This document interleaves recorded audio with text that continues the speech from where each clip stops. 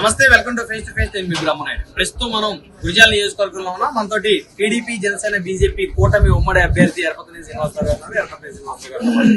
Sir నమస్తే, ఎలా జరుగుతుంది ప్రచారం? ప్రచారం చాలా బాగా జరుగుతోంది.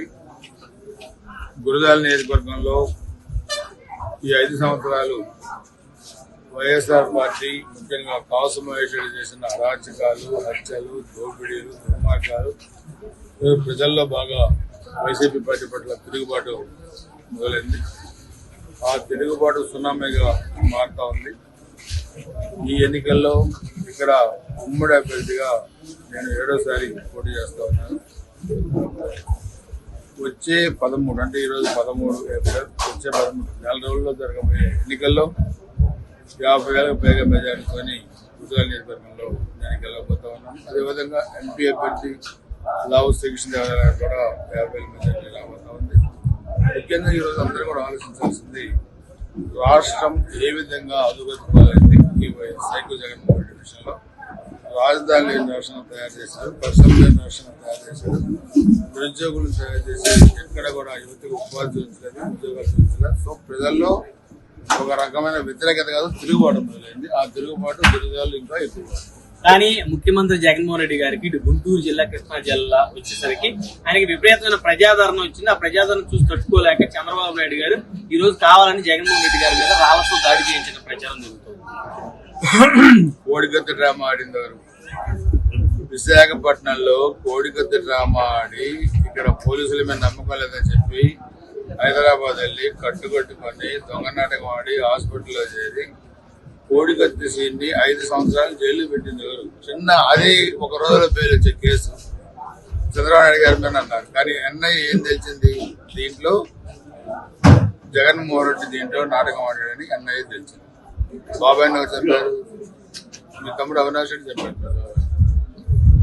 తర్వాత హత్య రాజకీయాలు చేసింది మీరు, తల్లిని చెల్లిని బజారు పెట్టింది మీరు. ఈ రోజు ప్రజలు తిరుగుబాటు మొదలుపెట్టిన తర్వాత డిపాజిట్లు కూడా రావని చెప్పి ఈ రోజు ఈ కోడికత్తి డ్రామాలు అంటే ఇంకో డ్రామా మొదలు పెట్టారు. అదే నేను అడుగుతున్నాను, ఎన్నికల ప్రచారంలో 2019 ముందు పాదయాత్ర చేసిన జగన్మోహన్ రెడ్డి ఆ రోజు అన్ని మొదలు పెట్టారు కదా. ఎన్నికల తర్వాత పరదాల చాటున చెట్లు కొట్టి టైట్ సెక్యూరిటీలో బారికేడ్లు కట్టి తిరిగే జగన్మోహన్ రెడ్డి మీద ఈ రోజు రాళ్లు ఎలా పడ్డాయి? సెక్యూరిటీ ఉంది కదా, బారికేడ్లు ఉన్నాయి కదా, పోలీసులు ఉన్నారు కదా. అంటే ఇప్పుడు చెప్పకనే చెప్పుకున్నాడు జగన్మోహన్ రెడ్డి, నా పని అయిపోయింది, నా సినిమా అయిపోయింది, ఆ డబ్బులు వెనక్కి తిరిగి వస్తాయి కాబట్టి ఇంకో కోడికత్తి డ్రామా ఆడాలనే ఒక నిర్ణయానికి వచ్చి చేశారు. నువ్వెన్ని కోడికత్తి డ్రామాలు ఆడినా నిన్ను, నీ పార్టీని ఎటువంటి పరిస్థితుల్లో ఆంధ్రప్రదేశ్ లో డిపాజిట్ లేకుండా ఓడిస్తారు.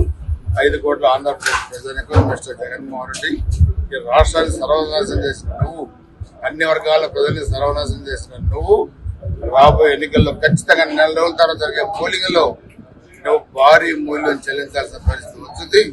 నీకు ఇవే మొదటి ఎన్నికలు, ఇవే చివరి ఎన్నికలు. ఇక నువ్వు ముఖ్యమంత్రి అయ్యే పరిస్థితి లేదు. ఆంధ్రప్రదేశ్ ప్రజలు నేను రాజకీయాల నుంచే కాకుండా సమాజం నుంచి వెళ్లేసే పరిస్థితి ఈరోజు ఆంధ్రప్రదేశ్ లో కూడా కనబడుతుంది. ప్రధానంగా టీడీపీకి జనసేన ఓట్ బ్యాంకు, జనసేనకి టీడీపీ ఓట్ బ్యాంకు, 2 పార్టీలకి బీజేపీ ఓట్ బ్యాంకు ట్రాన్స్ఫర్ అవుతుంది అసలు గ్రౌండ్ లో? ఖచ్చితంగా అవుతుంది.